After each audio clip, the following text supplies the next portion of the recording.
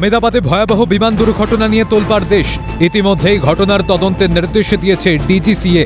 এদিকে দুর্ঘটনার পর ঘটনাস্থলে যায় এনএসজির একটি টিম। সেখান থেকে তারা তথ্য সংগ্রহ করে বলে সূত্রের খবর।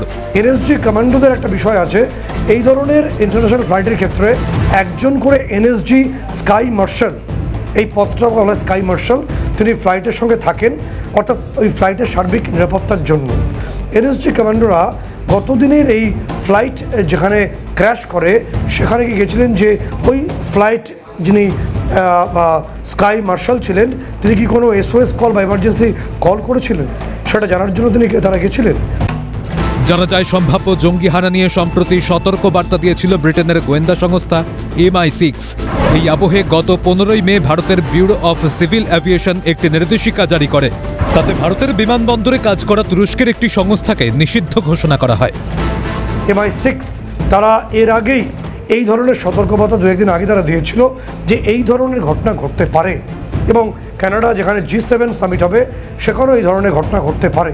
ব্যুরো অফ সিভিল অ্যাভিয়েশন গত 15ই মে যেই নির্দেশিকা জারি করেছিল, তুরস্কের যে সংস্থাটি অর্থাৎ যার নাম Celebi MS Celebi and associates, যাদের মূল কাজ ছিল আমাদের বিভিন্ন বিমানবন্দরের যে গ্রাউন্ড ওয়ার্কস বা বিভিন্ন মেনটেন্যান্সের কাজ করা, এই সংস্থাটিকে নিষিদ্ধ করে দেয়।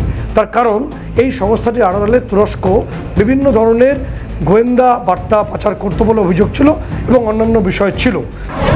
সূত্রে খবর, আসন্ন G7 শীর্ষ সম্মেলনে যোগ দেওয়ার আগে সাইপ্রাস সফরে যেতে পারেন প্রধানমন্ত্রী নরেন্দ্র মোদী। আমাদের তরফে প্রধানমন্ত্রী নরেন্দ্র মোদী তিনি এই জি সামিট বৈঠকে যোগ দেওয়ার আগে সাইপ্রাস যাবেন। সাইপ্রাস হলো এমন একটা দেশ যেটা ভীষণভাবে তুরস্ক বিরোধী, এবং উত্তর সাইপ্রাস ইতিমধ্যেই তুরস্ক দখল করে রেখেছে, এবং সাইপ্রাসের পাশে রয়েছে গ্রিস, যারা গ্রিস কিন্তু ইতিমধ্যে সাইপ্রাসকে সাপোর্ট করেছে। প্রধানমন্ত্রী নরেন্দ্র মোদী তিনি সাইপ্রাস ভিজিট করবেন, তারপর কানাডায় যাবেন। অন্যদিকে ইরানের নিউক্লিয়ার ঘাঁটিগুলিকে লক্ষ্য করে বিমান হানা চালালো ইসরায়েল। এই হামলায় নিকেশ হয়েছে ইরানের IRGCর প্রধান সহ একাধিক শীর্ষকর্তা। নাতনাস এটা ওখানকার পরমাণু যে শক্তি সম্বলিত একটা অংশ, এবং একই সঙ্গে ইসরায়েলের যে এয়ার স্ট্রাইক তার পরিপ্রেক্ষিতে ইরানের যে প্রধান, ওদের যে ইসলামিক রেভলিউশনারি গার্ড যেটা আছে নির্দিষ্টভাবে IRGCর যিনি প্রধান সেনাপ্রধান গোলাম সালামির মৃত্যু হয়েছে, হোসেন গোলাম সালামি, এবং একই সঙ্গে গোলাম আল রশিদি প্রথমজন সেনাপ্রধান, পরেরজন তাদের স্ট্র্যাটেজিস্ট, এবং একই সঙ্গে ডক্টর তেরেনচি তিনি হচ্ছেন সেখানকার অন্যতম নিউক্লিয়ার সায়েন্টিস্ট বলে মনে করা হয়। এদিকে পেহেলগাঁও পরবর্তী হামলার ছক ব্যর্থ করল আফগান গোয়েন্দারা।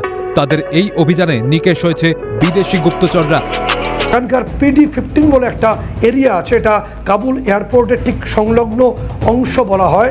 এই PD-15 অংশে একটা অপারেশন চালায়, সেই অপারেশন চালিয়ে সেখানে আইসিস জঙ্গিদের প্রশিক্ষণ দিচ্ছিল ISI, অর্থাৎ পাকিস্তানের গোয়েন্দা সংস্থা ISI।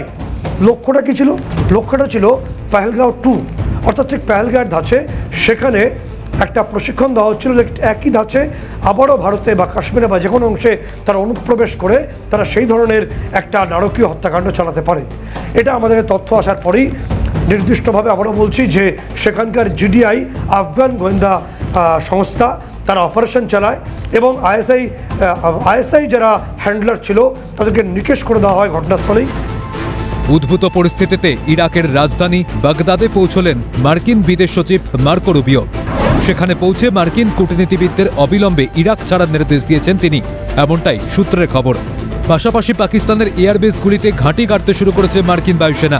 এই অবস্থায় পাক সেনা প্রধান আসিম মুনিরকে তলব আমেরিকার। ফরেন সেক্রেটারি মার্কো রুবিও, এবং সেখান থেকে তিনি বাগদাদ থেকে সমস্ত মার্কিন কূটনীতিবিদদের তিনি ইমিডিয়েটলি সেখানে ছেড়ে চলে যাওয়ার নির্দেশ দিয়েছেন। অর্থাৎ একটা বড়সড় যুদ্ধের আশঙ্কা করছে আমেরিকা।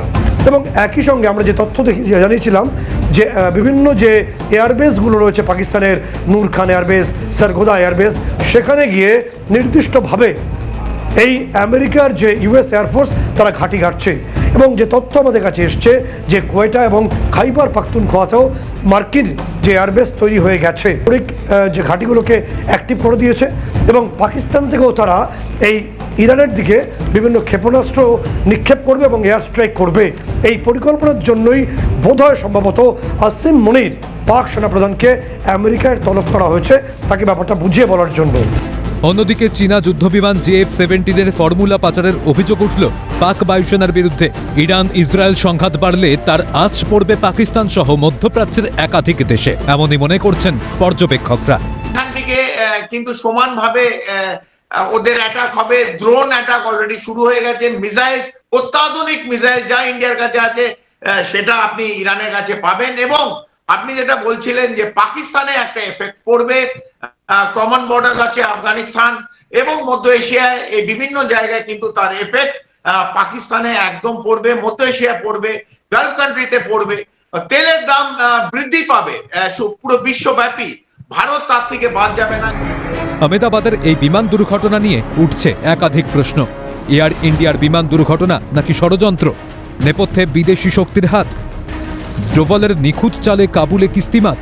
ইরানের নিউক্লিয়ার ও মিসাইলে কি বিপদ বাড়ছে পাকিস্তানের? প্রশ্ন আন্তর্জাতিক মহলের। সত্যজিৎ মুখোপাধ্যায়ের রিপোর্ট, ক্যালকাটা নিউজ।